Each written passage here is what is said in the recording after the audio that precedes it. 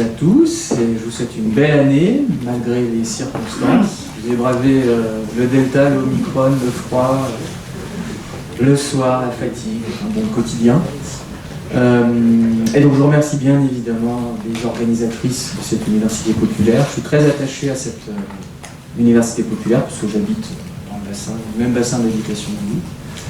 Donc ça me semble extrêmement important de pouvoir pratiquer ce que je sais faire le mieux, c'est-à-dire professer. Alors le sujet, l'économie et la nature, est un sujet difficile. En fait, c'est moi qui l'ai proposé il y a 2 ans. Puisque cette thématique, elle aurait dû avoir lieu l'année dernière. Et vous connaissez les circonstances qui ont fait qu'on a dû annuler. C'est une thématique difficile pour un économiste. Mais il y a quand même des circonstances qui sont extrêmement, je dirais, symptomatiques de la situation de la pensée économique. En fait, ce sujet, cette question, et la question plus générale de l'environnement, des écosystèmes, c'est une question qui est omniprésente dans l'agenda à la fois institutionnel, politique, médiatique, depuis au moins une 50aine d'années. Alors en France, on sait que ce débat, cette question-là, elle a été mise en avant en 1974, lors de l'élection présidentielle, avec un candidat qui s'est revendiqué d'un parti écologique. Mais ce n'est pas seulement une question d'élection. Entre 1960 et 1980, il y a 150 ministères ou agences publiques dédiées à la protection environnementale qui ont été créées. Il y a des centaines d'accords internationaux qui ont été signés entre les États.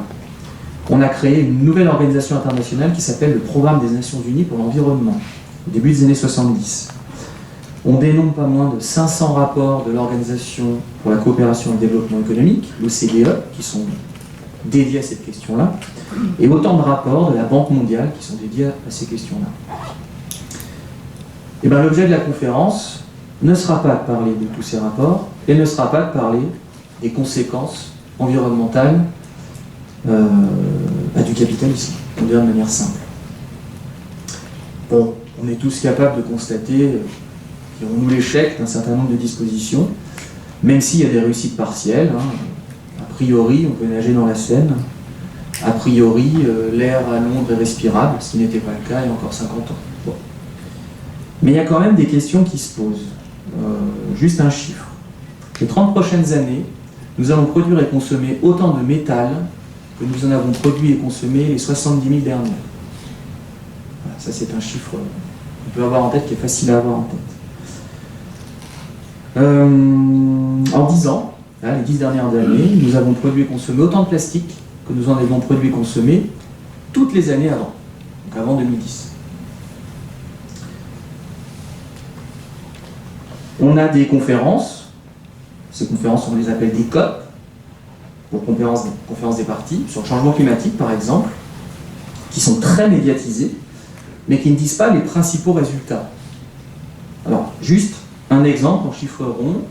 En 1960, nous avons émis à l'échelle globale de la planète 9 gigatonnes de CO2. En 1992, 22 gigatonnes de CO2. En 2016, 36 gigatonnes de CO2. Voilà, ça c'est les chiffres qui sont établis, c'est écrit dans les rapports de ces instances.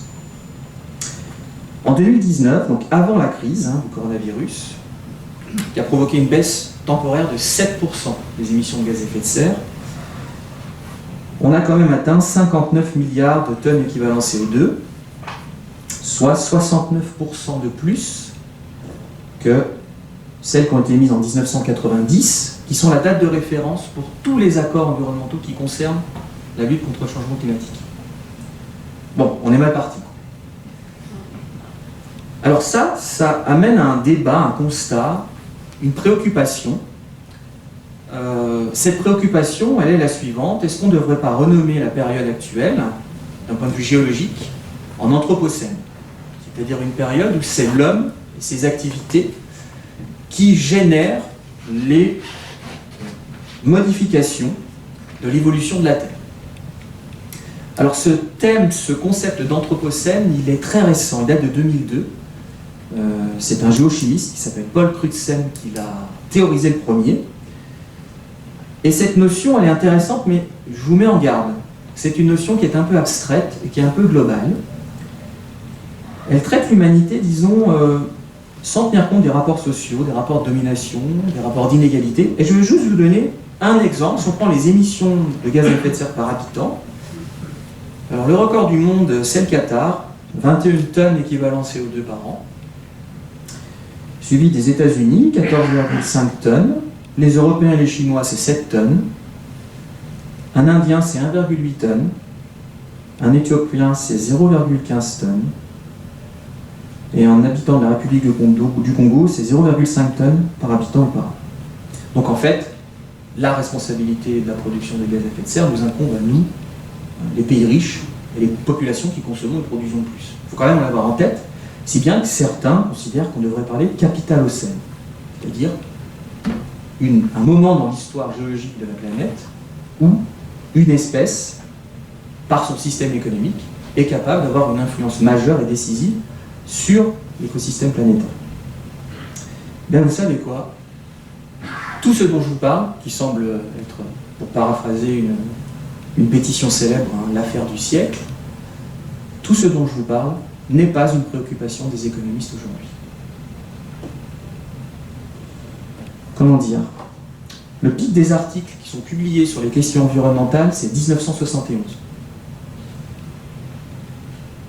Le pic des réunions annuelles de l'American Economic Association, la plus grande association d'économistes au monde, c'est 1973.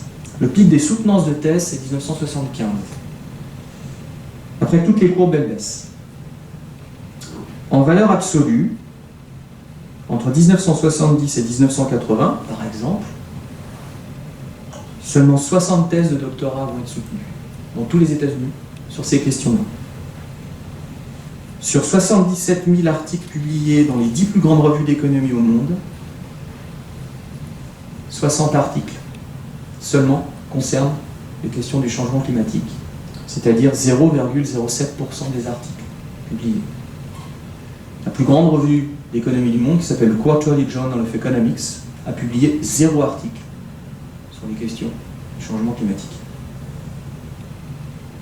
Et, pour aller plus loin, je vais aller regarder le contenu des programmes en licence, en économie, en France, en 2022. J'ai pris le programme de la licence d'économie la plus fameuse, la meilleure, hein, soi-disant, celle de l'université Paris 1. Bon, bah, c'est 50 heures de cours sur l'ensemble des 3 années qui sont consacrées aux questions environnementales et climatiques. Alors vous me direz, c'est 50 heures de plus que celles que moi j'ai eues pendant ma licence. Bien culpa. Ce n'était pas une préoccupation. Et pourtant, Dieu sait que j'ai été très très bien éduqué, formé à Grenoble, mais ces questions-là étaient mineures. Donc c'est difficile pour un économiste d'emblée de vous faire une leçon sur quelque chose qui, du point de vue de la discipline des économistes, n'existe pas. Hein? Le substrat, la matière sur laquelle on peut vous faire cours, est très très faible, et c'est ça qu'il faut expliquer.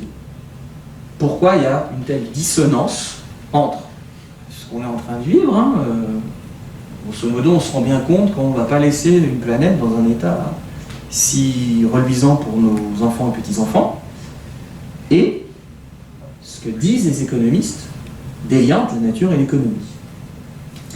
Alors, ces deux mots, nature et économie, bah, moi qui suis économiste, et c'est pour ça que j'avais proposé cette leçon, pour moi c'est un oxymore, c'est deux mots qui s'opposent. Spontanément, quand on y réfléchit, qu'on soit un profane ou qu'on soit vraiment quelqu'un qui connaît bien le sujet, on a plutôt tendance à dire que ce sont deux univers irréconciliables, compte tenu de tout ce que je vous ai dit jusqu'à maintenant. En fait, c'est pas si simple. Et c'est ça, justement, que je voudrais vous présenter ce soir. Il y a eu 2 temps dans la relation entre la nature, l'économie et la façon dont on les a conceptualisés.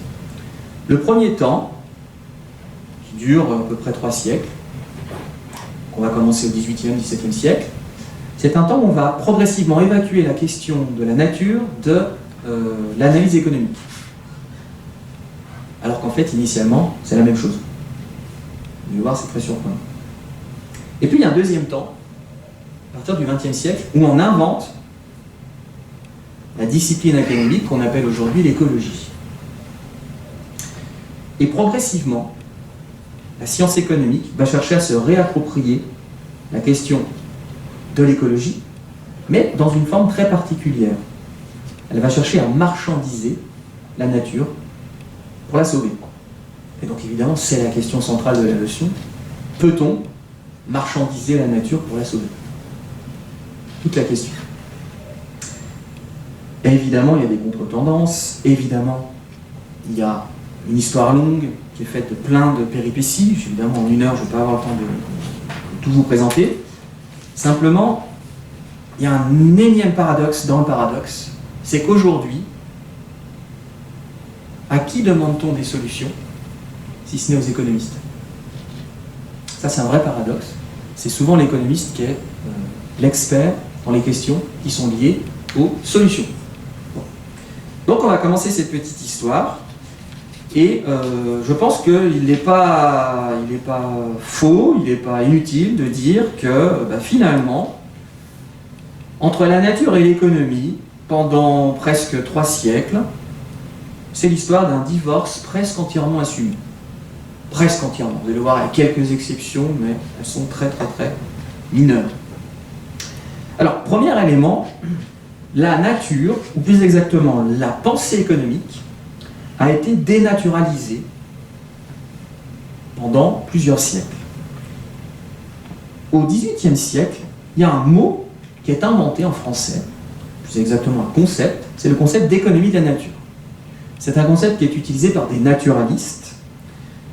C'est une notion qui reste floue, mais qui s'intéresse à la question de l'harmonie entre les espèces dans la nature. Et à cette époque-là, il n'y a pas que l'économie de la nature. Vous pouvez avoir l'économie de la basse-cour, vous pouvez avoir l'économie de la ville, vous pouvez avoir l'économie de ce que vous voulez. Utiliser le mot économie dans ce sens-là, c'est avoir une pensée systémique de mise en relation d'entités dont on ne connaît pas vraiment l'origine, dont on ne connaît pas vraiment les interactions, mais dont on sait qu'elles forment un tout.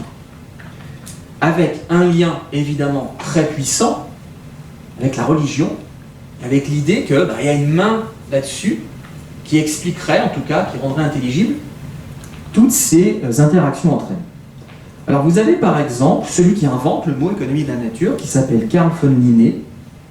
Lui, il considère qu'il y a un équilibre parfait de la nature, que cet équilibre est d'inspiration divine, mais qu'il est très fragile. On est au milieu du XVIIIe siècle. Pour lui, l'économie, elle englobe plusieurs dimensions du monde, mais surtout, elle traduit ce qu'on ne peut pas comprendre. C'est-à-dire que quand on utilise le vocabulaire économie de la nature, c'est qu'en fait, il n'a pas d'idée sur la façon dont ça fonctionne. Alors, il va s'intéresser à beaucoup de choses, il va s'intéresser aux lombriques, il va s'intéresser à énormément d'espèces animales ou végétales. Et c'est un de ses successeurs, qui s'appelle Gilbert White, qui va, lui, mettre en avant l'idée que l'homme est une partie de l'économie de la nature, y compris l'économie marchande. Donc, on est au XVIIIe siècle, quand on parle d'économie de la nature, on intègre les activités humaines dans une vision plus globale de la nature, que nous, aujourd'hui, on appellerait une vision écosystémique. On est au XVIIIe siècle, quand on a un conflit entre espèces, alors typiquement, White va s'intéresser à la question des nuisibles, et bien il va parler d'économie de l'insecte et d'économie domestique. L'économie de l'insecte, c'est la façon dont les nuisibles, les insectes, interagissent entre eux et interagissent avec les êtres humains. Et l'économie domestique, c'est la façon dont les êtres humains interagissent entre eux et interagissent avec les insectes. Ce n'est qu'à la fin du XVIIIe siècle qu'une rupture conceptuelle apparaît. Il y a un certain nombre d'individus qui vont se nommer économistes. Alors, ils ne sont pas encore payés pour ça. La discipline va s'institutionnaliser à la fin du XIXe siècle. C'est là où vraiment on aura des gens qui seront payés pour étudier l'économie. Mais ce sont des gens qui vont détourner l'usage que faisaient les naturalistes du mot économie, qui vont le réduire et qui vont en faire, en fait, une discipline au service de l'organisation agricole. À l'époque, 99% de la production dans le pays est agricole. Et l'idée est qu'il faut améliorer la performance de l'agriculture du point de vue technique, mais surtout du point de vue financier. En particulier, il faut insister sur la culture de céréales. Donc là, il y a un aspect qui est politique. Rappelez-vous, la précédente conférence que j'ai faite sur l'économie de la tartine, je vous avais parlé de ces questions-là, en vous disant, attention, la politique commence par un grain de blé. C'est pas innocent, c'est un des auteurs dont je vais vous parler aujourd'hui, c'est un physiocrate qui s'appelle François Quesnay qui l'a dit. Alors, la posture des économistes à la fin du XVIIIe siècle est une posture rationaliste. On oublie la référence à Dieu, à la providence, c'est pas la question. L'homme, et c'est là que ça devient intéressant, l'espèce humaine entre en rapport avec la nature. On crée la notion d'environnement. À partir du moment où on utilise le mot environnement, c'est que l'homme ne fait plus partie de la nature. Il est en interaction avec elle, sinon on utilise le mot écosystème dans lequel on fait partie. Il est extérieur et surtout il envisage la nature comme une ressource. Ça, c'est une caractéristique qui va rester jusqu'à aujourd'hui. Notre rapport à la nature ne peut être envisageable qu'à partir du moment où on la considère comme externe à nous et comme une ressource utilisable à des fins qu'on détermine nous-mêmes. Du coup, ça va enfermer l'économie, le mot même économie, dans une conception de la nature très comptable. Premier exemple, les premiers économistes qui sont enseignés encore aujourd'hui à l'université, qu'on appelle les physiocrates. Alors typiquement, physiocrate, ça veut dire quoi? Ça veut dire gouverneur de la nature féconde. Pas le faire mieux comme définition. Alors il y en a beaucoup, vous en connaissez peut-être un, François Quesnay, vous connaissez peut-être Dupont de Nemours, qui a laissé une trace historique, puisqu'il y a une grande entreprise de sidérurgie qui s'appelle comme ça, qui ensuite est devenue une entreprise de textile, qui a inventé toute une série de textiles et de fils comme le nylon par exemple. Et François Quesnay, il est ami avec les encyclopédistes, il va écrire 2 articles dans l'encyclopédie, Fermier d'un côté, Grain de l'autre, et surtout c'est le médecin du roi Louis XV. Il a une conception biologique de l'économie, et il explique qu'il faut domestiquer la nature, car elle est mal faite. Alors là, on est très loin de l'idée que Dieu a créé une nature qui est parfaite. La nature est mal faite, il faut la domestiquer, et donc l'homme va remplacer Dieu précisément pour permettre l'harmonie de la nature. Et pour lui, toutes les connaissances économiques qui sont produites visent à transformer la nature, pas seulement à la décrire, parce que le but du jeu, c'est d'augmenter la production agricole. Alors, il y aurait des lois naturelles qui guident l'économie, et le rôle du gouvernement serait surtout de ne pas s'en écarter. En fait, ce sont les fondateurs de ce qu'on appelle aujourd'hui le libéralisme. Bien avant les premiers économistes qu'on connaît, peut-être que vous connaissez Adam Smith, le fondateur du libéralisme économique, qui a repris toute une série d'idées, de notions des physiocrates, et en particulier de Quesnay. Alors à ce moment-là, le mot économie disparaît du discours. On va commencer à parler de science économique ou de science de l'économie politique. Mais ce qui est très intéressant, c'est que finalement, pour ces économistes-là, le but du jeu est d'organiser un marché, organiser le marché, pour que le bien-être des individus soit le plus élevé possible. Voilà, c'est la quantité de blé, parce que c'est la quantité de pain qui est en jeu, selon les lois naturelles, celles que vont révéler les économistes. Mais du coup, la nature n'a plus qu'un seul rôle. C'est un capital à faire fructifier. Donc dans les travaux de Quesnay, Quesnay vous explique que la nature produit ce capital naturel, mais que c'est la main de l'homme qui le fait fructifier. Alors par exemple, il va, pour la première fois de l'histoire économique, conceptualiser l'économie à travers l'idée de circuit économique, on appelle ça le tableau économique de François Quesnay, dans lequel il identifie 3 classes sociales: la classe productive, c'est-à-dire la classe des fermiers, celle qui produit ce qu'on appelle le produit net, encore le surplus. La classe stérile, dont je fais partie, mais dont le roi aussi fait partie, celle qui fait que consommer, elle ne produit rien, elle transforme. Et puis la classe des propriétaires, ceux qui comptent, ceux qui s'approprient et qui dépensent le produit net. Évidemment, on pense à cette époque à la classe des nobles, la noblesse. Et pour les physiocrates, seule l'agriculture est capable de produire de la valeur. Ce qui signifie que si le fermier n'avance pas la monnaie, s'il n'avance pas des graines, il n'y a pas de production de produits nets. S'il n'y a pas de production de produits nets, il n'y a pas d'amélioration du bien-être pour la société dans son ensemble. Et ce qui est très intéressant, c'est que dans le raisonnement apparaissent les mathématiques. Pour la première fois, on utilise des chiffres pour rendre compte du phénomène économique. Alors à la même époque, 1763, sous l'impulsion des physiocrates, on va libéraliser le commerce du grain en France. Ça va être une catastrophe pendant 3 ans.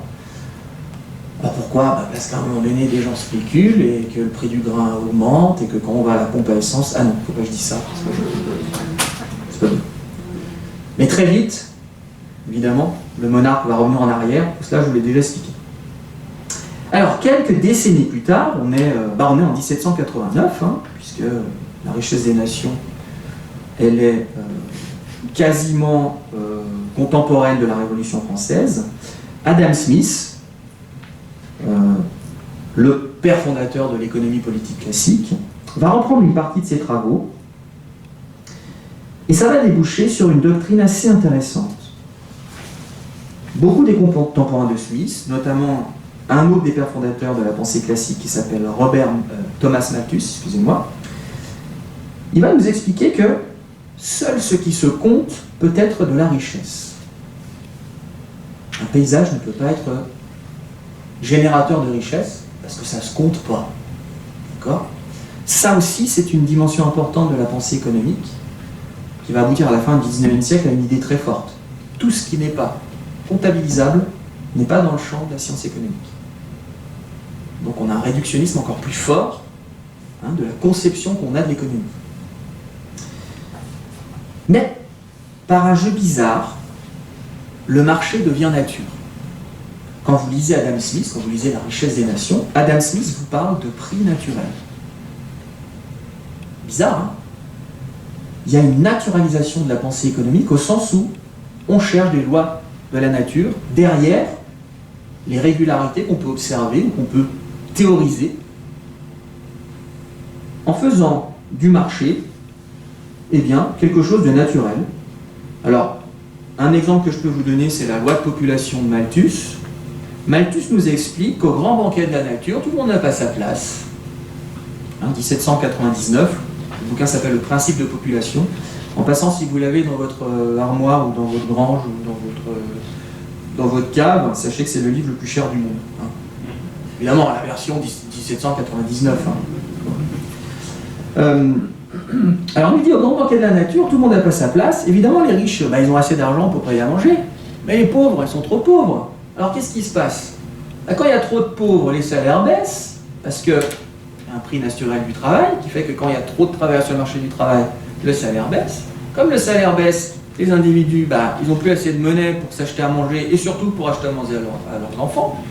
Si bien que la reproduction humaine se met à baisser, si bien que la quantité d'êtres humains qui sont capables d'offrir leur force de travail sur le marché du travail baisse, si bien que les salaires se mettent à augmenter. Et vous voyez comme ça un lien, selon lui, entre le salaire, la quantité de population et la quantité de nourriture disponible. Évidemment, tout cela est invalidé à la fois théoriquement et empiriquement, mais ça a eu une influence importante sur la conception qu'on va avoir des rapports entre la nature et l'économie. Finalement, c'est par le jeu du marché qu'on va comprendre cette relation. On avance d'un siècle, on arrive à la fin du 19e siècle. Au 19e siècle, ce réductionnisme, cette conception de plus en plus réduite de l'économie, aboutit à la création de la discipline qu'on connaît tous, la science économique. Mais ce qui est très drôle, c'est que c'est à cette époque-là qu'un nouveau mot apparaît. Et ce mot, c'est le mot écologie.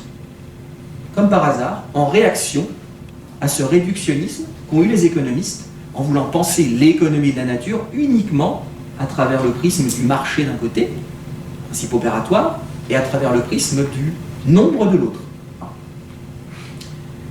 Et ce retour du mot économie de la nature, on le doit à quelqu'un qui est célèbre, puisque c'est Darwin.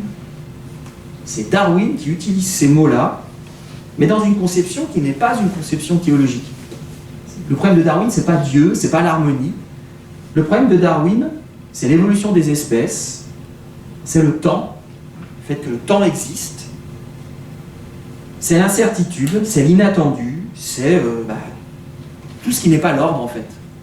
Et lui, ce qu'il veut, c'est précisément comprendre, c'est pour ça qu'il utilise le mot économie de la nature, les principes qui sont sous-jacents au phénomène que nous aujourd'hui on appelle la coadaptation par exemple, le chien, l'homme, typiquement.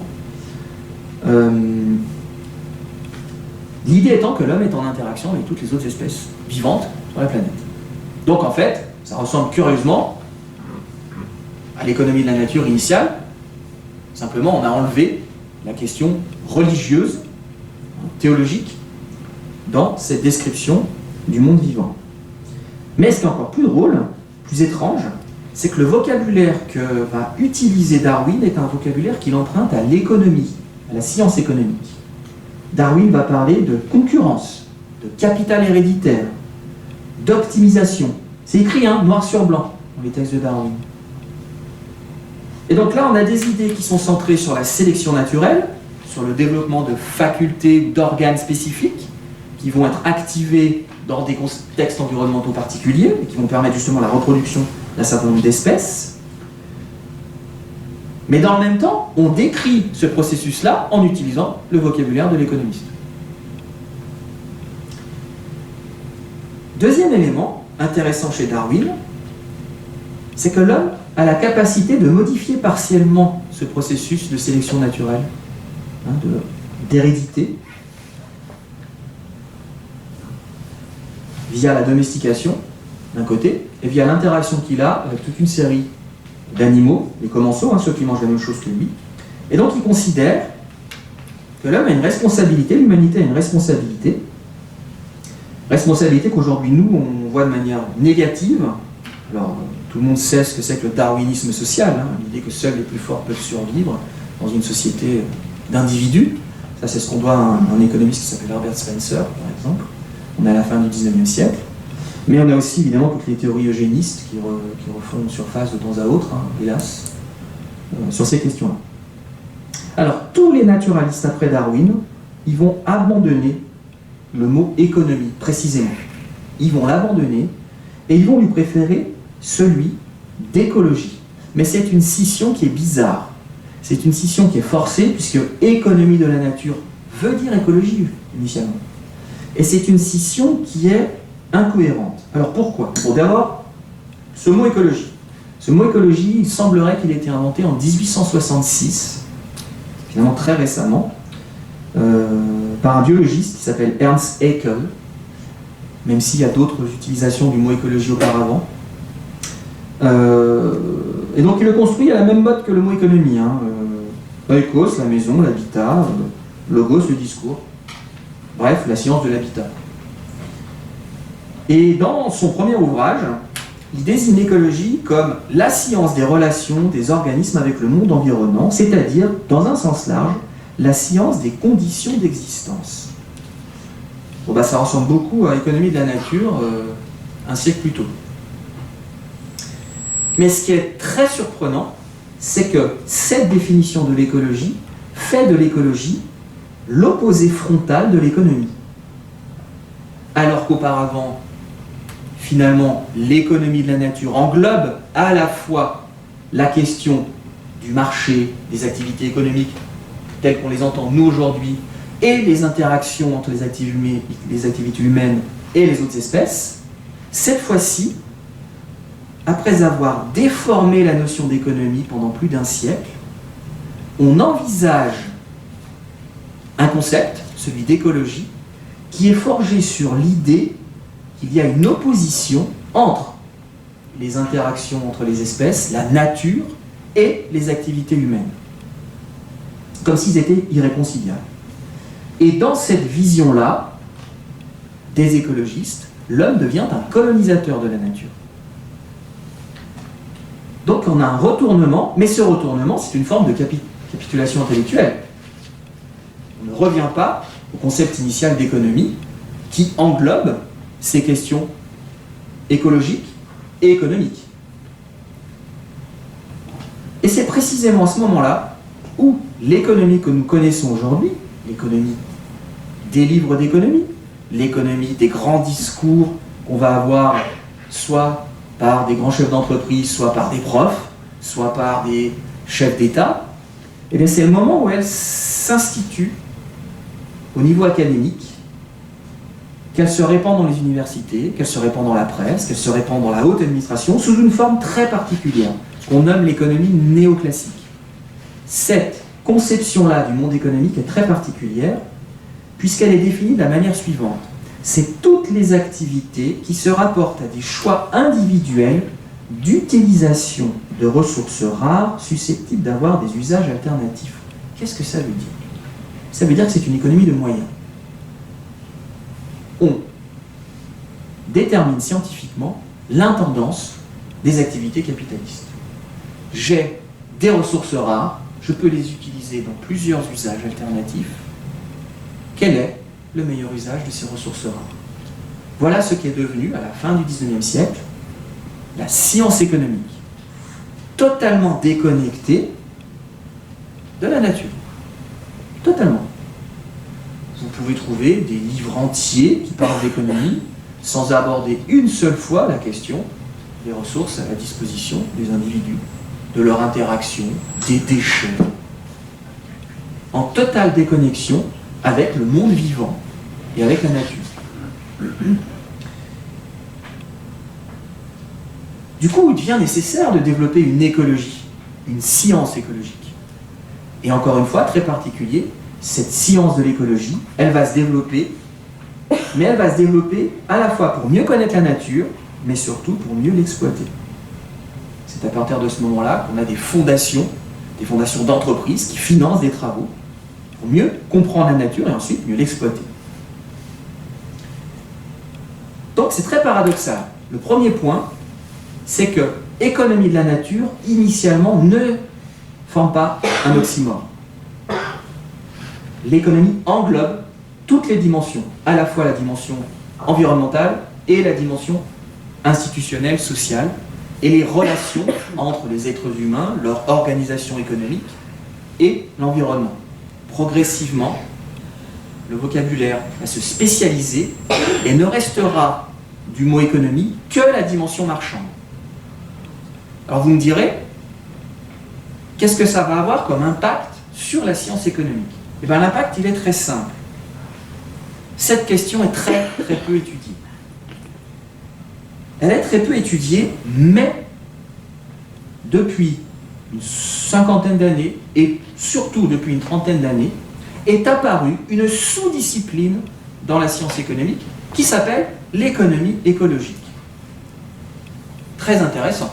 C'est-à-dire qu'on va réassocier les deux visions du monde qui avaient été séparées artificiellement par l'institutionnalisation de la science économique elle-même. Alors qu'est-ce que c'est que cette économie écologique? Eh bien c'est une branche de l'économie qui étudie les interactions entre économie et fonctionnement biophysique de la Terre dont l'économie dépend. Intéressant, puisque pendant un siècle, on a cherché à s'émanciper justement de cette vision-là.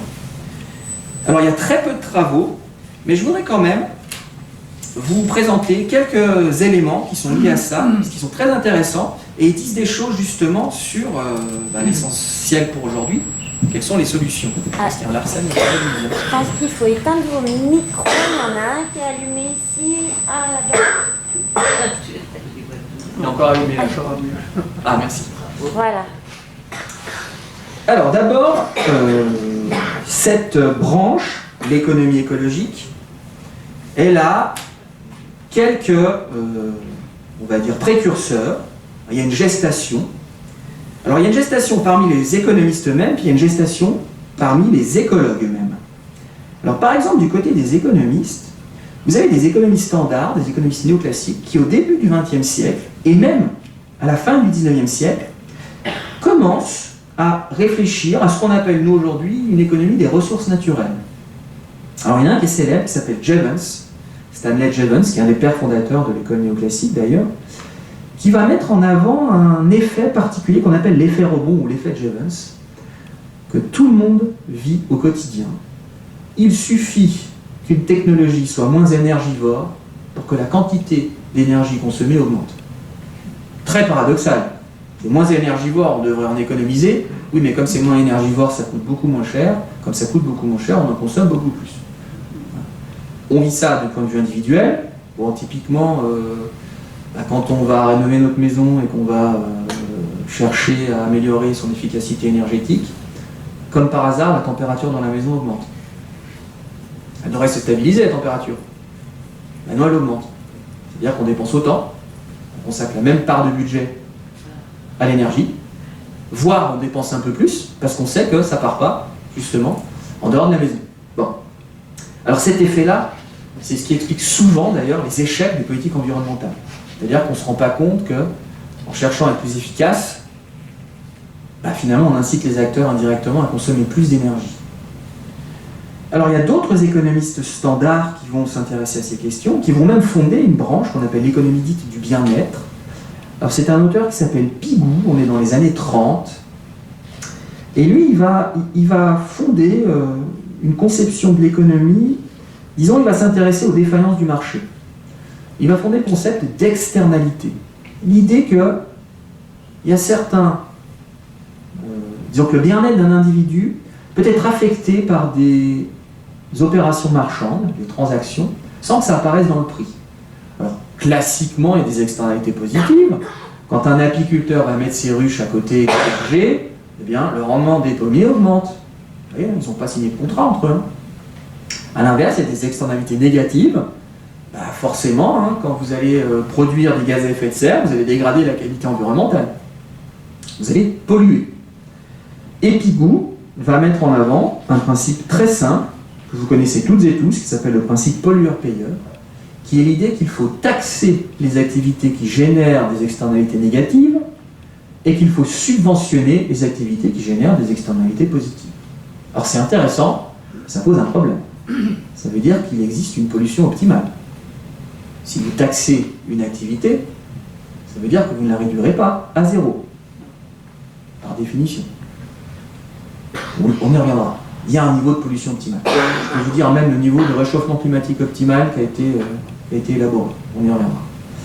Alors il y a des économistes qui ne sont pas des économistes standards, qui sont hétérodoxes, qui aussi vont s'intéresser à ces questions dès le début du XXe siècle.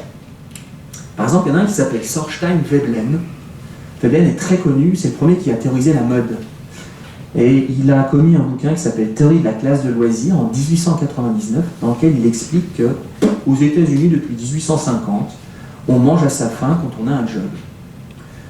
Autrement dit, toute consommation est une consommation ostentatoire, une fois qu'on a été capable d'assouvir ses besoins essentiels. Et donc on gaspille. Et on ne fait que gaspiller en permanence tout au long de notre vie en voulant, par nos dépenses de consommation, avoir un style de vie qui correspond au style de vie de la classe qui est au-dessus de nous. Il va faire exactement la même chose avec les entreprises. Il va expliquer qu'une entreprise, une organisation capitaliste est une organisation qui, je cite, détruit consciencieusement l'efficience. Donc, je passe les détails, mais on a déjà cette pensée-là, cette idée que dans cet univers-là, dans le capitalisme, pour faire des profits, il ne faut pas simplement être efficace, parfois il faut gaspiller pour faire plus de profits. Je vous rappelle que Musk a envoyé sa bagnole tourner dans l'espace. Je vous rappelle.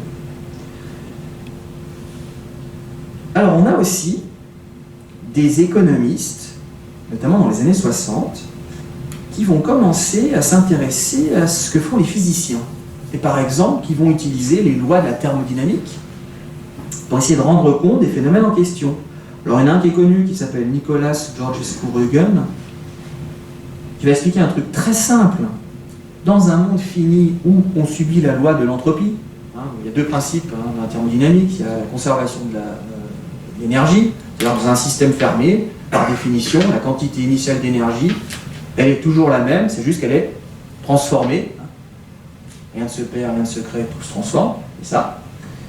Et puis il y a un deuxième principe qu'on appelle le principe d'entropie, c'est qu'à partir du moment où on transforme de la matière en une autre matière, il y a une petite quantité d'énergie qui est perdue. Alors elle reste dans le système, mais elle est perdue. Et donc ça veut dire quoi? Ça veut dire que si on transforme des matières premières, des ressources naturelles, en marchandises, il y a toujours un moment où on perd un peu d'énergie. Et donc on ne peut pas avoir un système de croissance infinie dans un monde fini. C'est impossible. C'est impossible rationnellement. Mathématiquement, ça ne marche pas. Et donc, Georges Kurogen va être l'un des premiers à mettre en avant, à identifier des limites à la croissance économique. Et puis on a aussi des travaux d'écologues qui sont intéressants. On a dans les années 60 et même 50, les frères Odum par exemple, qui vont essayer d'inventer une forme de comptabilité énergétique. Quelles sont les interactions entre les espèces vivantes, les êtres vivants, la nature abiotique, morte, non vivante, les êtres humains, et est-ce qu'on peut rendre compte des échanges d'énergie entre ces différents sous-systèmes. Et puis il y en a un, dans les années 70, en 1973, qui s'appelle Holling, qui va, pour la première fois, rendre compte dans une approche qu'on appelle la théorie des systèmes complexes. Il va décrire la planète, Terre, et il va inventer un concept important, c'est le concept de résilience. Les systèmes complexes sont résilients, c'est-à-dire sont capables de revenir à leur état d'origine quand ils sont perturbés par un choc extérieur, parce qu'ils sont complexes. Mais quand on atteint un seuil de choc, alors les systèmes se dégradent très rapidement. Et je crois que c'est précisément ce que nous sommes en train de vivre en ce moment avec le dérèglement climatique. Alors, l'économie écologique en tant que telle, elle va apparaître dans les années 70, 1970. C'est très très récent. C'est d'abord une préoccupation qui vient de la société civile. La première journée de la Terre, c'est le 22 avril 1970, aux États-Unis. Vous savez, quand il y a une manifestation avec 20 personnes aux États-Unis, c'est une grande manifestation. D'accord? C'est vraiment, il y a énormément de monde. Ce jour-là, le 22 avril 70, il y a 20 millions de manifestants aux États-Unis qui manifestent. On a des rapports qui sont issus d'organisations internationales. On a le Club de Rome qui publie un rapport en 1972 qui s'appelle Halte à la croissance. On a un regain d'intérêt de l'économie standard en 1974, comme par hasard, juste après le choc pétrolier, sur les questions justement des ressources non renouvelables.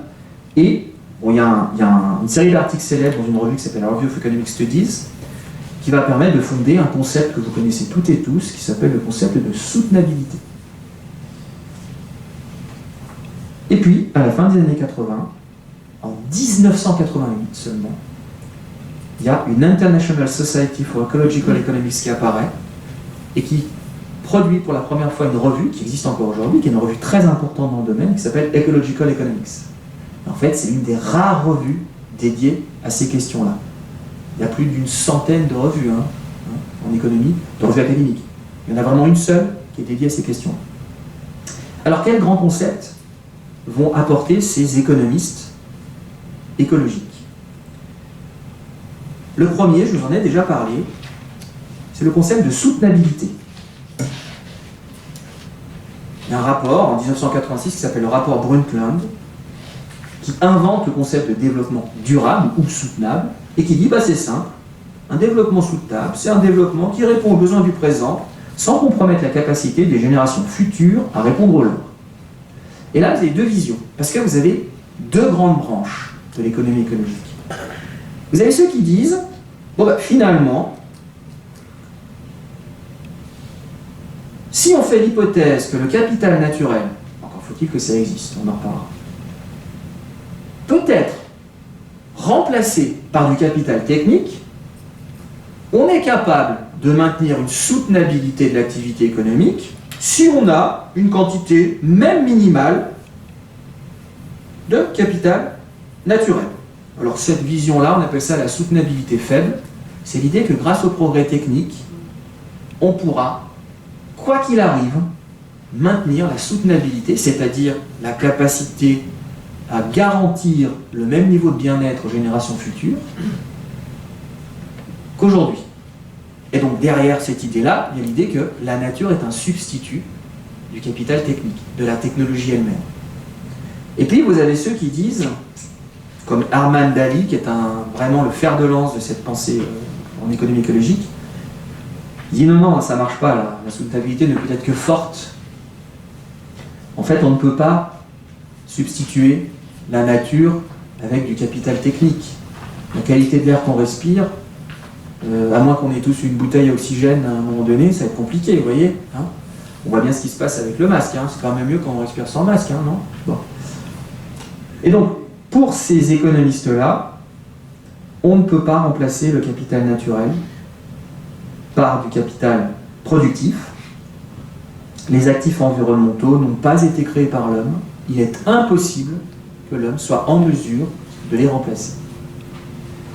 Alors du coup, il y a un stock de capital naturel critique qui doit être au moins là, parce que sinon, tous les équilibres environnementaux se dégradent et même la capacité à produire des choses disparaît.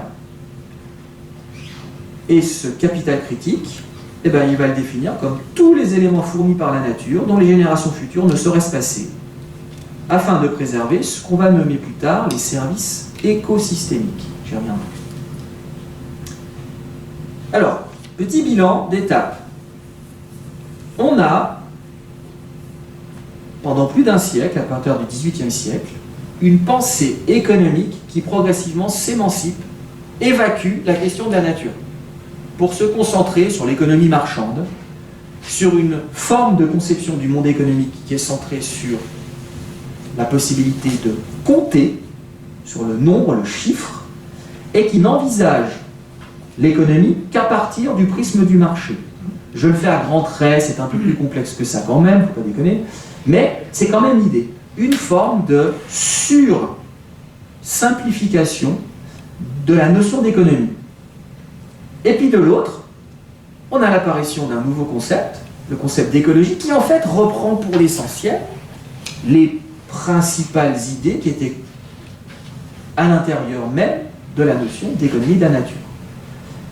Et, d'un autre côté, très peu de travaux, je vous ai donné les chiffres à peu près, hein, très peu de travaux sur la question écologique en économie, mais des travaux qui, très vite, font apparaître un grand schisme entre ceux qui considèrent qu'on peut quand même avoir de la soutenabilité pour peu qu'on ait du progrès technique, puisque c'est ça l'idée qui est derrière, et ceux qui considèrent que ça va être très compliqué parce qu'on ne peut pas substituer, on ne peut pas remplacer ce capital naturel par du capital technique. Et donc, la question que je pose, et ce sera l'objet de la deuxième partie de cette présentation, est la suivante. Est-ce que c'est possible de faire une économie écologique? Est-ce que c'est possible de penser comme un économiste et en même temps penser comme un économiste écologique? Est-ce que c'est faisable? Est-ce que finalement, si on a si peu de travaux, parce qu'en fait, la science économique n'est pas armée, ni conceptuellement, ni méthodologiquement, pour rendre compte des interactions entre les activités économiques d'un côté et la nature de l'autre? Ça, c'est une vraie question, je n'ai pas la réponse. Hein. Alors, l'idée générale est la suivante. Les économistes écologiques, ils veulent essayer de comprendre, de rendre compte de la capacité à atteindre des objectifs économiques, l'emploi, la compétitivité, la croissance, tout ce que vous voulez, qui est économique, en tenant compte des contraintes de l'environnement naturel. Alors que, habituellement, tous les mécanismes de régulation économique sont incapables de prendre en compte ces limites-là. Et donc, là, il y a Armand Daly, hein, l'un des pères fondateurs de cette approche-là, qui va dire la chose suivante. Il va dire les économistes, ils sont super forts pour optimiser la façon dont on va répartir de manière optimale le chargement d'un bateau. Ils oublient juste un truc, c'est la charge maximale que le bateau peut avoir. Et le bateau coule de manière optimale. Voilà l'idée qui est derrière l'économie écologique. Alors les économistes écologiques ils ont une utilité sociale extrêmement importante. Ils sont en mesure, grâce aux chiffres, justement, de mettre en évidence un certain nombre de choses, et en particulier l'ensemble des dégradations qui sont liées à l'activité économique. Alors, par exemple, les économistes écologiques ont inventé beaucoup de concepts qui servent à mesurer notre capacité de charge, si on prend l'analogie du bateau. Alors, ces concepts, vous les connaissez. Vous connaissez tous le concept d'empreinte écologique, par exemple. Hein? L'idée qu'il y aurait une surface en équivalent hectare qui correspond à la surface moyenne dont on a besoin pour reproduire l'ensemble des activités qu'on a effectuées dans l'année. Et on calcule comme ça notre empreinte écologique. Alors, c'est pas de bol, hein. Tous les travaux, il n'y en a pas un seul qui dit le contraire, hein. Tous les travaux, que ce soit sur l'empreinte écologique, que ce soit sur un autre outil qu'on appelle le Probinet primaire. Ça, c'est une question d'énergie, le Probinet primaire. Tous les travaux montrent qu'on a dépassé, la population humaine a dépassé les capacités de la Terre à reproduire les ressources nécessaires depuis 1987. D'où la question de la soutenabilité de la croissance. Est-ce que c'est possible de continuer comme ça quand on a des chiffres qui nous disent que c'est plus possible? Alors là encore, on a un certain nombre d'outils, de notions qui ont été développées. Alors il y en a une que vous connaissez, c'est la croissance verte. Ça vous parle, la croissance verte? Bon, c'est une idée qui est assez ancienne, qui a été développée par un économiste qui s'appelle Kuznets. Kuznets, c'est l'inventeur du PIB. D'accord ? Il s'était rendu compte qu'il y avait une relation inverse entre croissance de l'activité économique et inégalité. Autrement dit, en début de développement, les inégalités augmentent avec la croissance. Et puis, au bout d'un certain temps, les inégalités se mettent à baisser. Et on appelle ça la courbe en U inversée de Kuznets. Eh bien, il y a des économistes environnementalistes, des économistes écologiques, qui se sont rendus compte qu'on avait aussi le même genre de comportement des indicateurs en matière environnementale. En fait, la pollution aurait tendance à augmenter très rapidement en début de développement économique, et puis à partir d'un certain niveau de richesse par habitant, elle se mettrait à baisser. Alors on a quelques chiffres intéressants qui existent. Par exemple, la pollution de l'air ou la pollution de l'eau diminue à partir du moment où, en moyenne, les individus ont un revenu par habitant compris entre 5 000 et 8 000 $ par an. Alors il y aurait différents facteurs qui l'expliquent. Pour le premier, c'est la valorisation de l'environnement. En étant plus éduqué, on est plus conscientisé. Le deuxième, c'est l'investissement dans la technologie, les technologies dites propres. Et puis le troisième, c'est la tertiarisation des activités économiques, c'est-à-dire le fait qu'on fasse de plus en plus de services qui sont très peu consommateurs d'énergie primaire. Alors, deuxième gros concept que vous connaissez peut-être, c'est le concept de découplage. C'est quoi cette idée du découplage? C'est l'idée qu'il serait possible de maintenir une croissance économique tout en réduisant, voire supprimant l'usage des ressources qui la permettent. Alors, il y aurait un découplage absolu, c'est-à-dire il y a de la croissance, mais la quantité de ressources utilisées baisse en valeur absolue. Puis il y aurait un découplage relatif, c'est-à-dire que l'intensité énergétique de la croissance diminuerait. Certes, on augmenterait les quantités consommées, mais pour une croissance beaucoup plus forte. Alors on a des chiffres. Vous voulez que je vous les donne? Bon. Pour la production de gaz à effet de serre, on est en découplage relatif, ce qui signifie qu'à mesure que le PIB augmente, la production de gaz à effet de serre augmente, mais elle augmente moins vite que le PIB, vous me direz.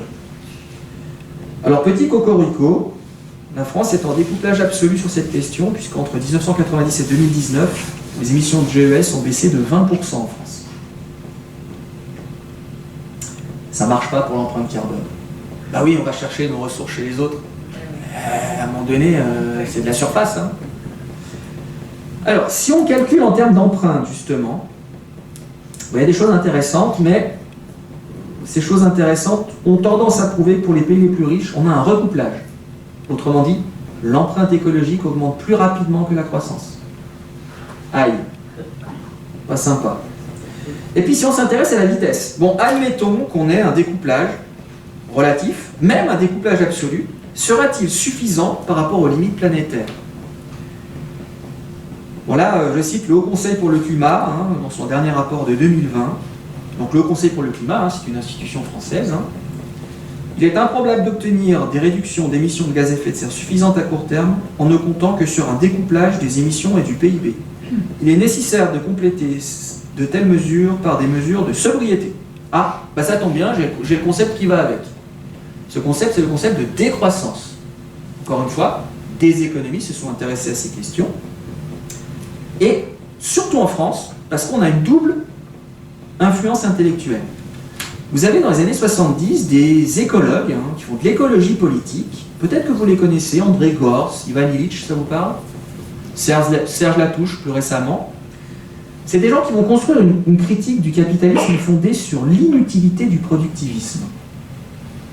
En fait, le système productif capitaliste, il nous éloigne du sens de la vie. Il convertit des besoins qui sont finis. C'est-à-dire, une fois qu'on a mangé tous les jours chez Bocuse, on ne va pas manger 3 fois par jour chez Bocuse. À un moment donné, il y a de la satiété.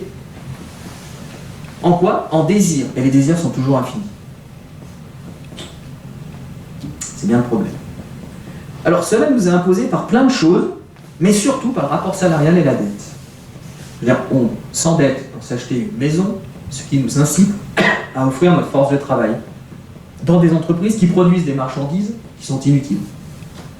Et ça, c'est un classique, d'ailleurs, qu'on va retrouver dans les écoles de management. On a beaucoup d'approches aujourd'hui critiques en théorie du management sur le sens du travail. À quoi ça sert d'offrir sa force de travail? Pour faire ce que certains nomment des bullshit jobs. Et donc là, vraiment, c'est un vrai questionnement de notre jeunesse, hein, y compris la jeunesse dite dorée, hein, qui se pose des questions sur le sens du travail qu'ils font, ces individus qui font dans les organisations pour lesquelles ils travaillent. Alors aujourd'hui, on a un courant moderne hein, de la décroissance, et qui insiste sur le fait qu'elle soit socialement soutenable. Alors pourquoi? Il ne faudrait pas décroître, d'abord, en faisant décroître le bien-être des plus pauvres. Et oui, là, il y a une vraie question qui se pose. Et souvent, les solutions qui vont être proposées sont des solutions locales. Des mobilisations sociales par le bas, des regroupements de producteurs, de consommateurs, on en a plein d'exemples. Mais on a très peu de travaux qui s'intéressent aux questions globales. Alors, deuxième branche de l'économie écologique, deuxième type de travaux, des travaux qui ne sont pas sympas non plus, les travaux qui essaient d'estimer les conséquences de la dégradation de la nature sur le capitalisme. Plus exactement, est-ce qu'on peut estimer les dégâts de l'inaction climatique? Vraie question. Dégâts sur quoi? Sur la croissance, hein. On n'est pas en train de parler de notre ville, hein. On est bien en train de parler des profits, hein. Eh bien oui, on peut. Il y a beaucoup de travaux qui ont été faits, mais il y a un rapport en particulier en 2006 qui est très célèbre, qui s'appelle le rapport Stern. C'est le premier rapport sur le climat qui a été mené par un économiste, pas par un climatologue. Alors, qu'est-ce qu'il conclut, ce rapport? La chose suivante. D'abord que si, à partir de 2006, nous avions consacré 1% du PIB, 1% de ce qu'on produit, à des politiques climatiques fortes, eh bien, on aurait limité le changement climatique. On ne l'a pas fait. Mais ce rapport, il conclut aussi à autre chose. Si on ne fait rien, en 2006, alors on s'expose à une chute du PIB mondial de 20%. Autrement dit, ne rien faire, c'est pas bon pour la croissance. Voilà ce que ça veut dire. Alors 2 ans plus tard, en 2008, Stern a reconnu qu'il avait sous-estimé l'ampleur du changement climatique. Et donc il avait sous-estimé l'ampleur des impacts du changement climatique sur l'activité économique. Bon. Auparavant, il y a eu des travaux qui sont importants, des travaux qui ont été faits par un économiste orthodoxe, standard, qui s'appelle William Nordhaus. Des travaux qui l'ont rendu célèbre, hein. Il n'a pas fait que ça, mais lui, il a estimé le niveau optimal de réchauffement climatique. Celui qui maintient le plus de croissance possible, compte tenu des dégâts qu'il va générer sur l'activité économique.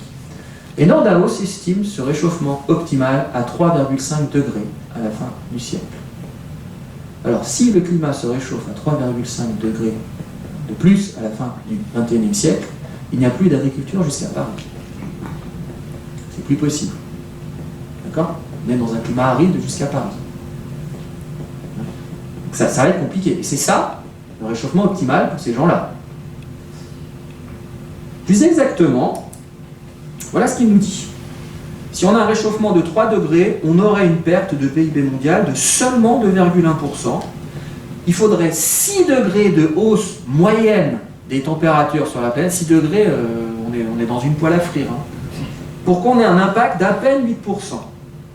En fait, c'est totalement irréaliste, puisque justement, ces travaux-là négligent les interactions entre la nature et l'économie. Je ne sais pas si j'ose dire la phrase qui suit. Ce monsieur a eu le prix Nobel d'économie en 2018.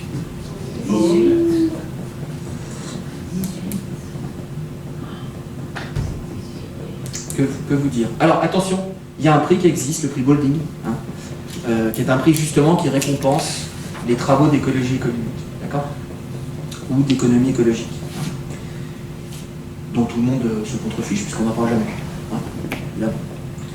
Alors, vous me direz, oui, mais on va réussir à transformer les choses.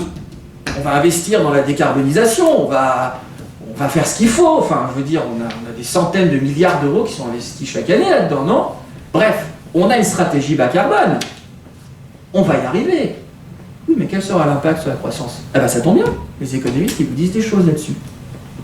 Troisième grand pan des recherches, quelles sont les conséquences d'une stratégie bas carbone sur l'activité économique?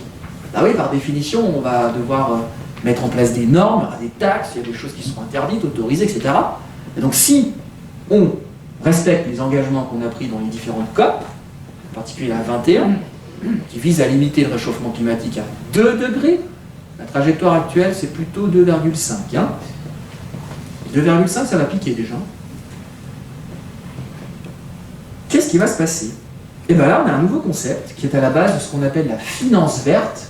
Toute cette finance qui vise précisément à favoriser par l'accès au financement, à l'épargne, la transition écologique. Ce concept, c'est le concept d'actifs échoués. Qu'est-ce que c'est que ce bidule?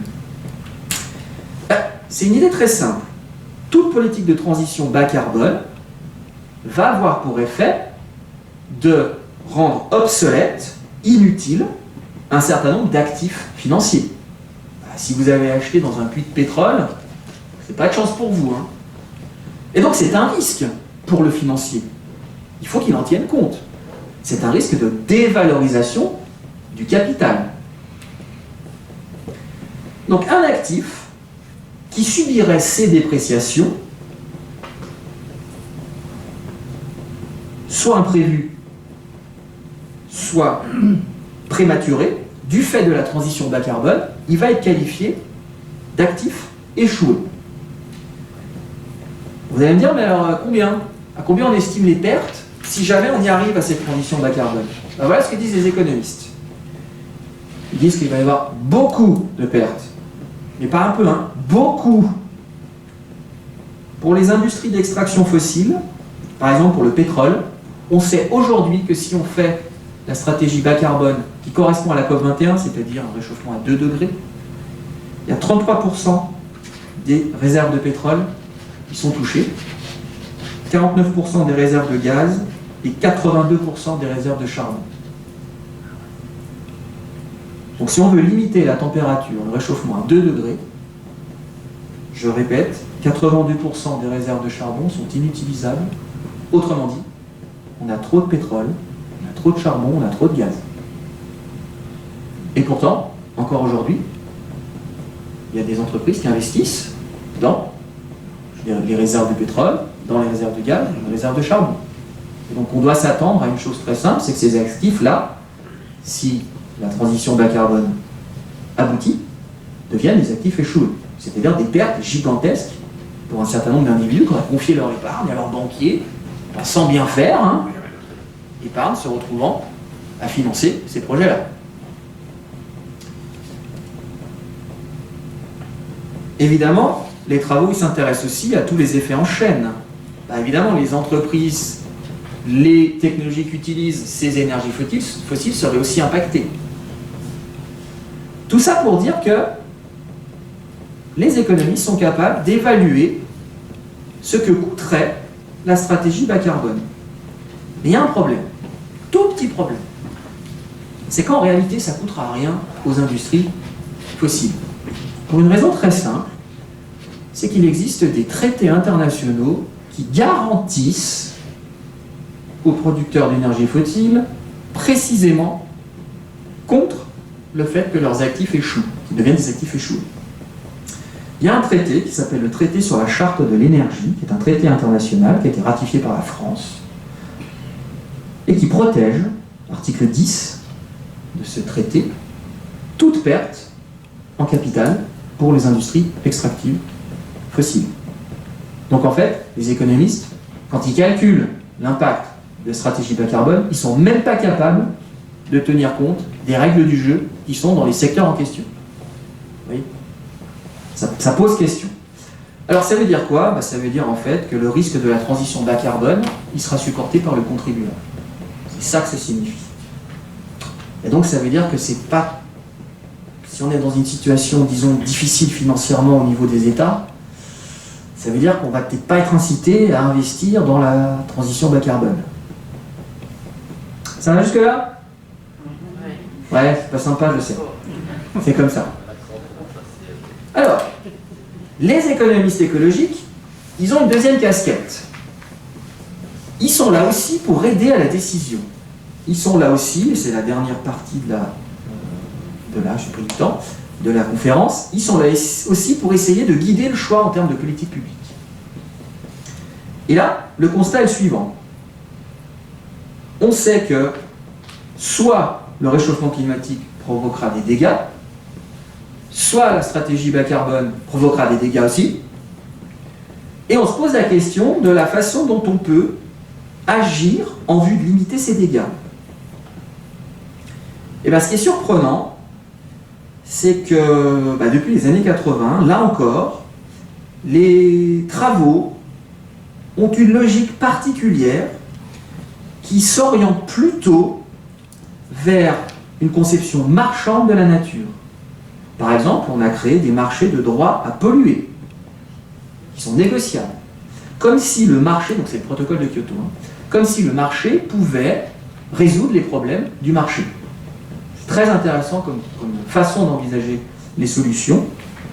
Bon là, dans le cas des marchés de droit à polluer négociables, la question c'est le prix du carbone.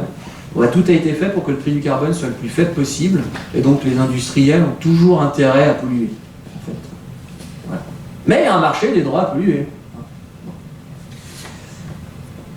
Alors je vais vous donner un exemple de conception marchandisée de la nature qu'on va retrouver dans beaucoup de processus de décision lorsqu'il y a un conflit qui apparaît entre la nature et l'activité économique. Et ça, on en a partout. Vous avez une zone industrielle qui doit être construite, vous avez un projet d'enfouissement de déchets radioactifs, vous avez n'importe quel type d'activité économique, il y a des arbitrages à faire.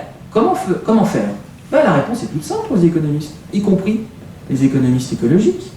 Donnons une valeur à la nature et faisons une analyse coût-avantage. Qu'est-ce qui coûte le plus ? Et là, il y a un concept qui est utilisé. Ce concept, peut-être que vous le connaissez, c'est le concept de service écosystémique.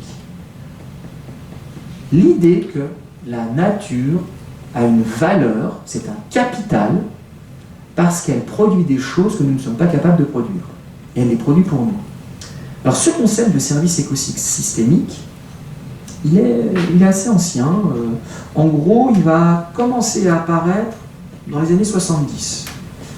Il y a un écologue qui s'appelle Westman, en 1977, qui va dire, c'est simple, la nature rend des services à l'homme, la nature travaille pour le bien-être de l'humanité. Ah, bon. Bon, quand je regarde les chiffres de l'usage du mot service, du concept de service écosystémique, entre 1980 et 2008, vous avez plus de 20 000 occurrences dans les travaux en économie écologique qui concernent uniquement cette question-là. Donc c'est devenu le concept à la mode. Bon, ça veut dire en gros que si on est capable d'évaluer contribution de la nature, si on est capable de voir qu'elle n'est pas gratuite, alors on pourra compenser monétairement les dégâts qu'on pourrait occasionner à la nature. Il y aurait donc l'idée qu'on puisse compenser avec de la monnaie les dégâts du développement économique.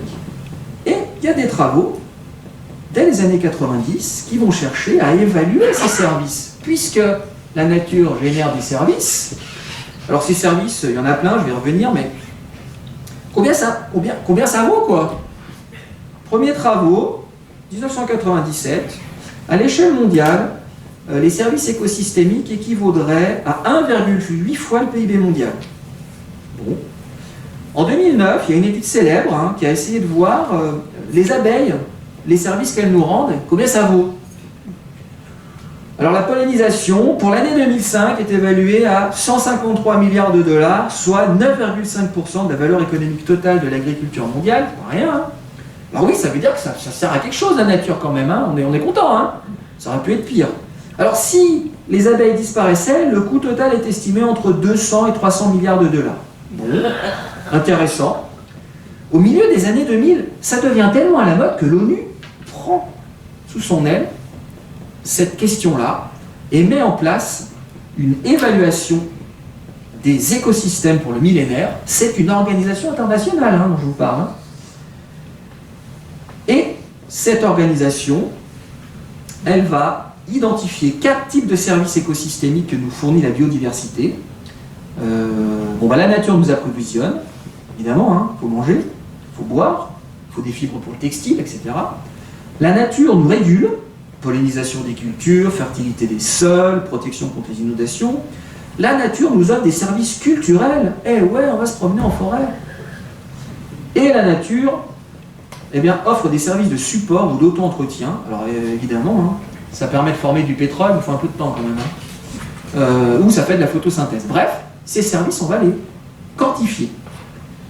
Alors d'après la dernière estimation qu'on a sous nos yeux, rien que pour les pollinisateurs, tous les pollinisateurs, les abeilles, les oiseaux, les chauves-souris, c'est entre 5 et 8% de la production végétale mondiale qui dépend d'eux, et leur disparition coûterait 600 milliards de dollars par an.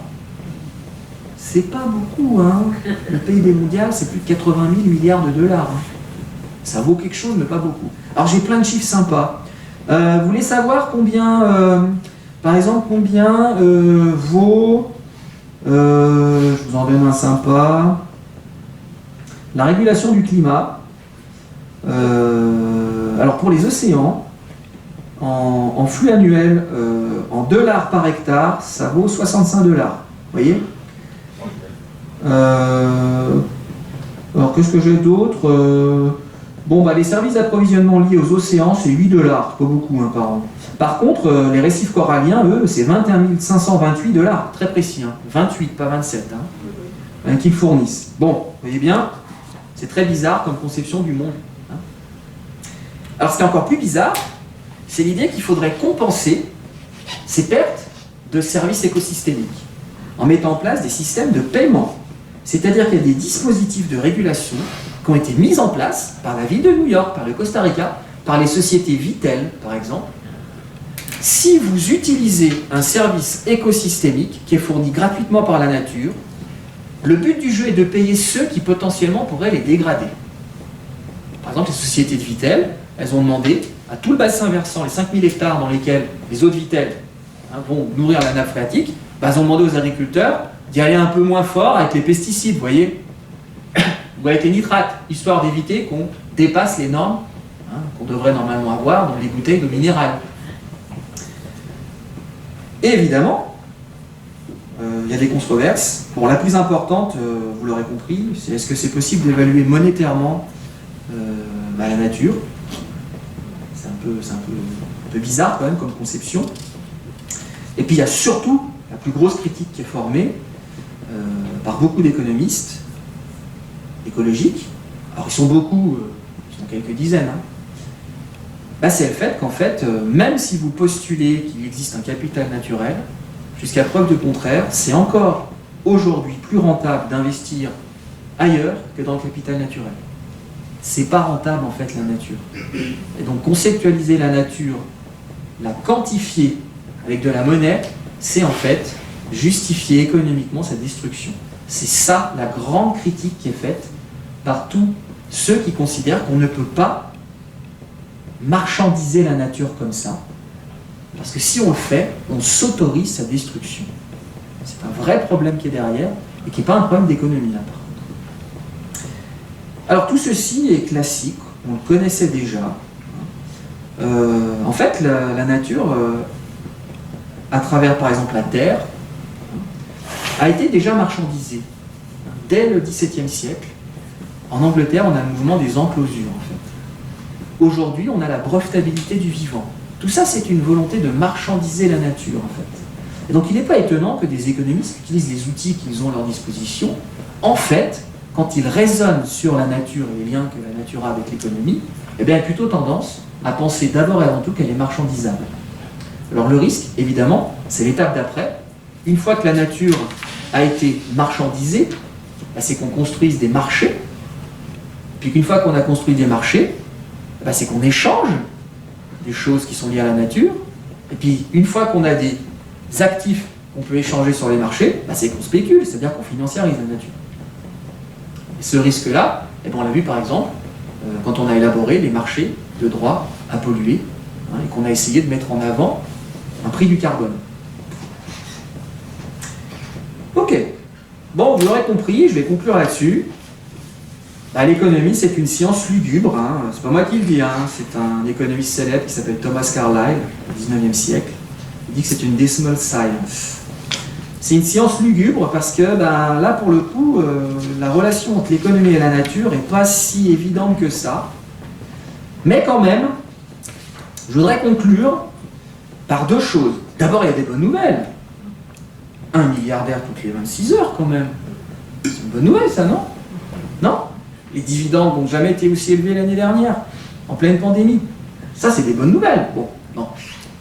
Plus calmement, je voudrais finir avec les mots d'un type qui est probablement un des précurseurs de la pensée écologique pour beaucoup de petits-enfants qui l'ont lu ou qui l'ont écouté, et qui a eu la chance que son nom soit utilisé pour nommer un aéroport.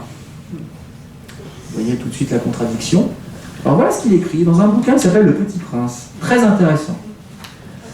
La 4e planète était celle du businessman.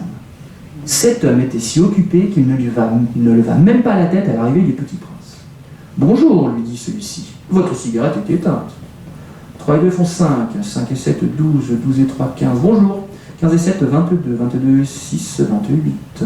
Pas le temps de la rallumer. Ouf, ça fait 501 622 731. 500 millions de quoi? Hein? T'es toujours là? 501, oulala, je sais plus, j'ai tellement de travail, je suis sérieux moi. Je m'amuse pas à des balivernes. 2 et 5, 7. Et il continue comme ça. Et à un moment donné, le Petit Prince, il dit mais qu'est-ce que tu fais de ces étoiles? Ce que j'en fais. Ah oui? Rien, je les possède. Tu possèdes les étoiles? Oui. Mais j'ai déjà vu un roi qui... les rois ne possèdent pas, ils règnent sur. C'est différent. Et à quoi cela te sert-il de posséder des étoiles? Ça me sert à être riche. Et à quoi cela te sert d'être riche? Acheter d'autres étoiles, si quelqu'un en trouve. Celui-là, se dit le Petit Prince, il raisonne un peu comme mon ivrogne. Cependant, elle posa encore des questions. Comment peut-on posséder les étoiles? À qui sont-elles? Riposta grincheux le businessman. Je ne sais pas, dit le Petit Prince, à personne. Alors elles sont à moi, car j'y ai pensé le premier. Bon, je pourrais continuer. Bon voilà, la vraie question c'est celle-ci. Est-ce possible pour un économiste de parler de la nature sans dénaturer la nature? Voilà. Merci.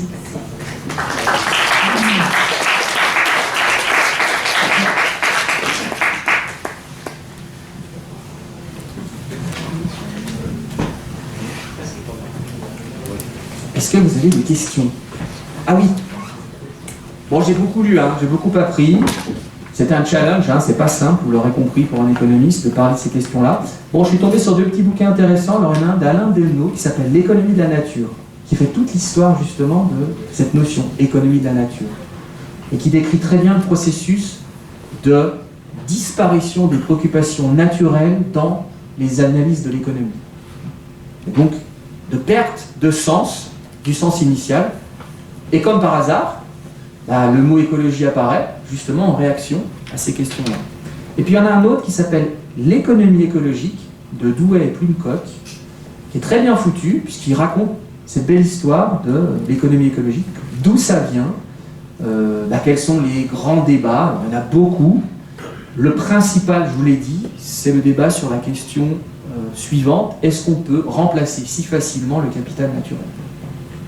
Évidemment, les plus écologistes des économistes vous diront que non, mais à partir du moment où vous dites ça, vous ne pouvez même pas compter la nature.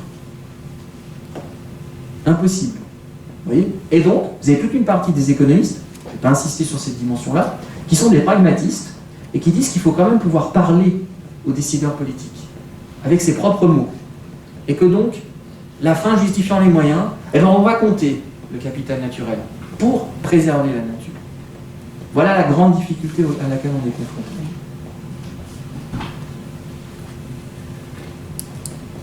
Vous avez l'air super réjoui.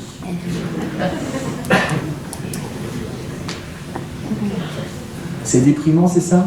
Oui?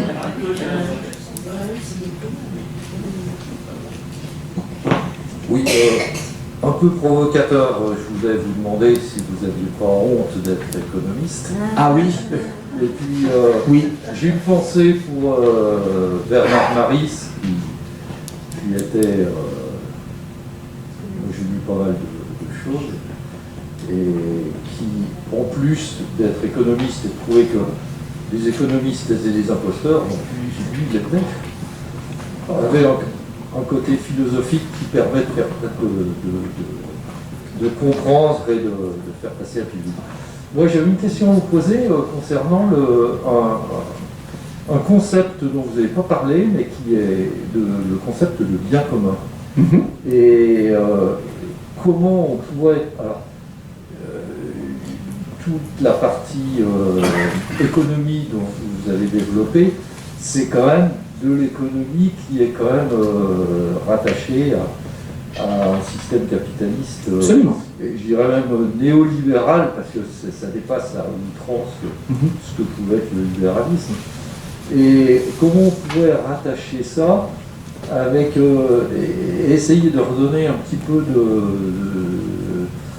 foi en la politique, l'économie, l'avenir de l'humanité, au vu de tout ce que vous avez dénoncé ce soir. Alors, la question que vous posez est double en fait.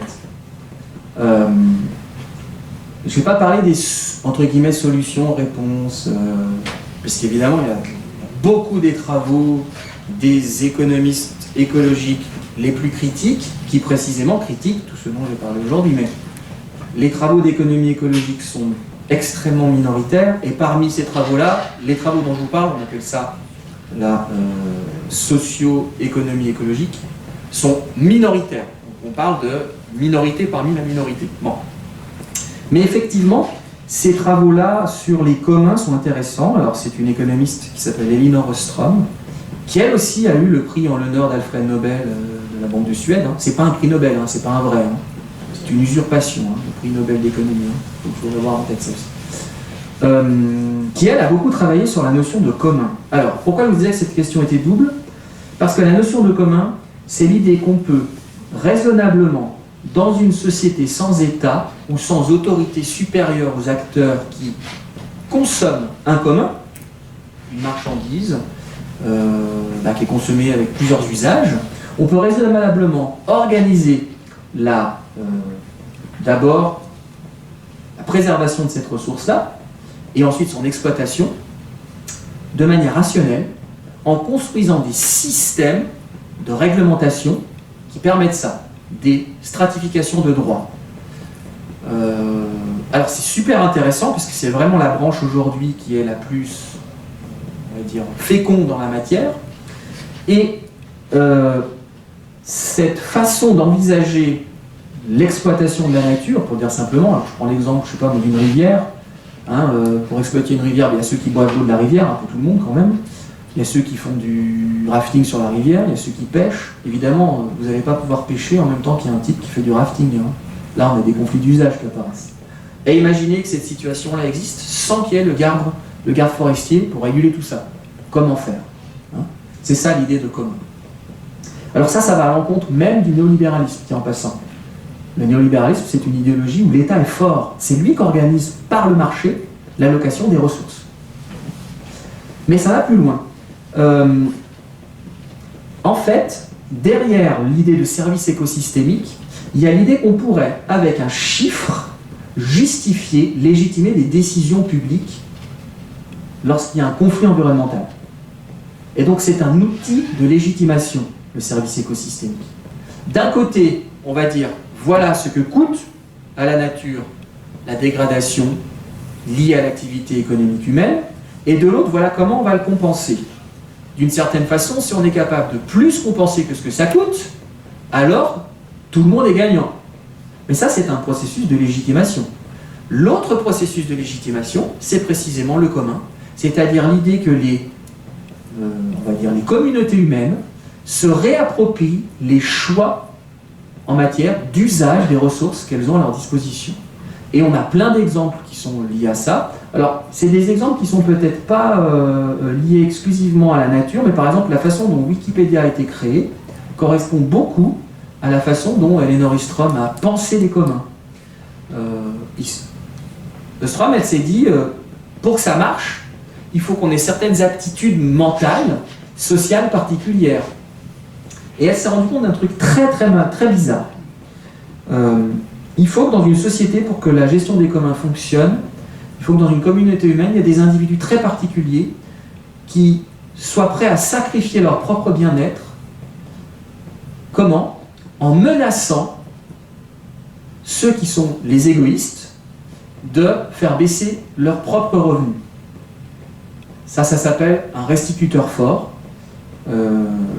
Et donc elle a fait beaucoup de travaux là-dessus. Et ce qui est encore plus marrant, c'est qu'on ne naît pas restituteur fort.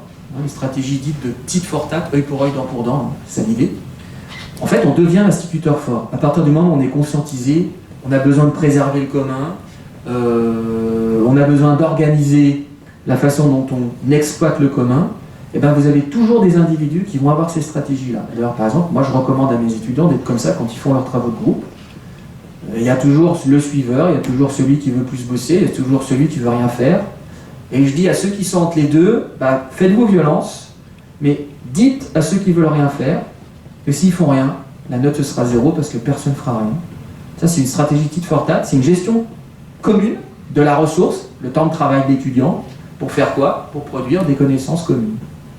Donc effectivement, alors là, il y a des travaux là-dessus, sur la façon dont les communautés peuvent se réapproprier les ressources, mais vous voyez bien qu'on bute sur une question qui est majeure. La question du réchauffement climatique, elle est à la fois interétatique et humaine. Vous avez certains États qui ne sont pas prêts à sacrifier leur structure économique parce qu'ils ne sont pas concernés par le réchauffement climatique. Vous savez, le Canada et la Russie, ça va bien se passer pour eux. Le permafrost va fondre et vous avez, vous imaginez, des milliards d'hectares qui n'attendent qu'à être exploités, alors que tous les autres ne seront pas exploitables. Vous voyez ? Donc déjà, on a ces problématiques-là, et puis il y a d'autres problématiques. Certains vont vous dire qu'il faut d'abord préserver la biodiversité, d'autres vont vous dire qu'il faut d'abord lutter contre le réchauffement climatique. Les troisièmes, ils vont vous dire que pour lutter contre le réchauffement climatique, il faut maintenir l'énergie nucléaire. Les quatrièmes, ils vont vous dire qu'il faut décroître, arrêter de consommer. Oui, mais si on arrête de... Vous voyez qu'on a des conflits d'usage là, qui sont là, et c'est très complexe à mettre en avant. Très difficile. Mais ça marche pour des, entre guillemets, petits problèmes locaux. Oui, il y a eu des lacs, il y a eu des rivières, il y a des exploitations minières qui sont gérées aujourd'hui à travers les communs, effectivement. Encore faut-il être capable d'identifier le commun. Un commun, c'est quoi ? C'est un bien de club, c'est un bien qu'on consomme ensemble, mais dont on a une difficulté, il est impossible d'empêcher quelqu'un de le consommer. Voilà. Et donc si on le surexploite, évidemment, C'est tout le monde qui est impacté par la surexploitation du commun en question.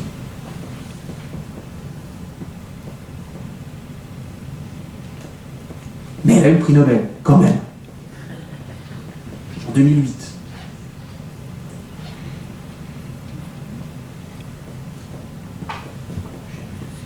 Non. Bon, 3,5% le réchauffement optimal. Hein. Retenez bien ça. Hein. 3,5 degrés, excusez-moi. Hein, les économies standards évaluent le réchauffement optimal à 3,5 degrés Celsius. En moyenne.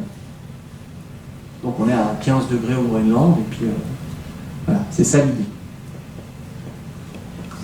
D'ici combien de temps? Alors ça, c'est une estimation c'était même une estimation, me semble-t-il, à 2050. Hein. Donc c'est intéressant quand même, hein, parce que je ne sais pas ce qu'on va faire pousser comme arbre fruitier et comme céréales à plus 3,5 degrés Celsius. Hein. On le sait tous, mais les seuils sont en train d'être atteints. Il y a 7 grands équilibres dans la nature. Hein.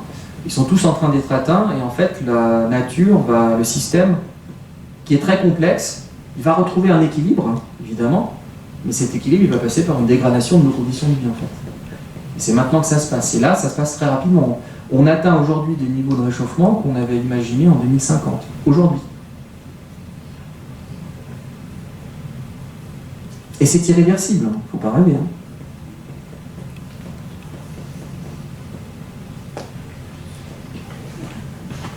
Oui, l'économie est une science lugubre.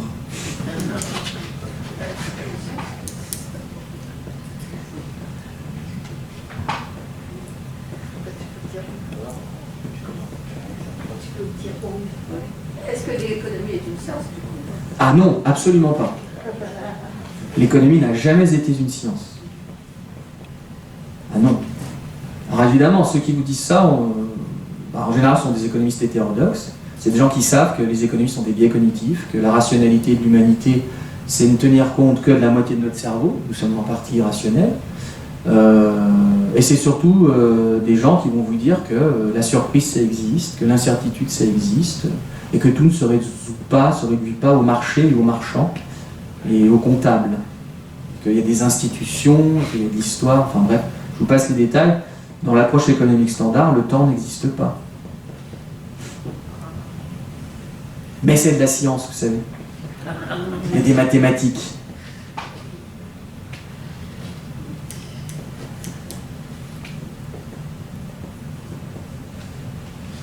Pas de questions? Non. En tout cas, j'ai pris beaucoup de plaisir à être là. Je vous remercie de votre présence. J'espère que vous aurez appris 2-3 petits trucs. Et puis, on va essayer de faire changer ça un petit peu à notre niveau, mais bon, c'est compliqué.